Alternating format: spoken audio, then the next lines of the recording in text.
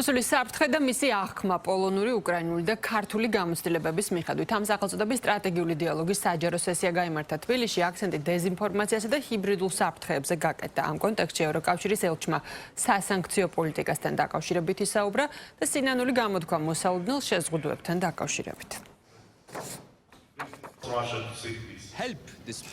რასაც ჩვენ ვხედავთ, არის ის, რომ მას შემდეგ, რაც საქართველომ კანდიდატის სტატუსი მიიღო, საქართველოში მიღებული ქმედებები, გადაწყვეტილებები, კანონმდებლობა ეწინააღმდეგება ამ პრინციპებს. ეს არაერთხელ იყო ნათქვამი ევროპის საბჭოს, ჩვენი ყველა ლიდერის მიერ. ჩვენ გთხოვეთ საქართველოს, გთხოვთ ნუ გააკეთებთ ამას, გთხოვთ დაგვიახლოვდით და ნუ წახვალთ ჩვენგან შორს. სამწუხაროდ ჩვენი მოწოდებები სრულიად იგნორირებულია. უარესი კი არის ის, რომ ჩვენ რასაც ვხედავდით საქართველოში რამდენიმე თვის განმავლობაში ეს არის დაშინება, ძალადობა, სისასტიკე და სრული დაუსჯელობა იმ ადამიანების, რომლებიც ქუჩაში ხალხს ცემდნენ. სწორედ ამიტომ ევროკავშირი ცდილობს სანქციების დაწესებას ძალადობაზე პასუხისმგებელი პირების წინააღმდეგ. როგორც არაერთხელ აგიხსენით იმისთვის, რომ სანქციები შემოვიღოთ ევროკავშირის დონეზე გვჭირდება 27 წევრი სახელმწიფოს თანხმობა და ამ ეტაპზე სამწუხაროდ ჩვენ არ გვაქვს ერთსულოვნება. არიან წევრი სახელმწიფოები, რომლებიც ამას ეწინააღმდეგებიან. სწორედ ამიტომ ჩვენი წევრი სახელმწიფოების უმეტესობამ გადაწყვიტა სანქციების შემოღება და სულ უფრო მეტი ქვეყანა ცდილობს ფიზიკური პირებისა და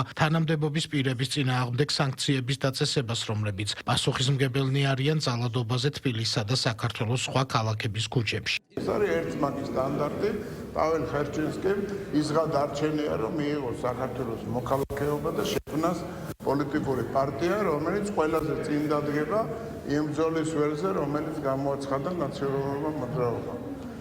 შეადარეთ ვითარება, რა ხდება საქართველოში, როგორ შორდები დემოკრატიას და თურმე სირია, როგორ უახლოვდება დემოკრატიას, რომელსაც მილიარდობით დახმარება გამოუყო ევროკავშირმა. ეს არ არის განცხადება დიპლომატის, ეს არის მიკერძოებული ადამიანის განცხადება და მე ვფიქრობ, აბსოლუტურად უტიფარი იმ ნაწილში, როდესაც საქართველოს მიმართ ითხოვს სანქციებს.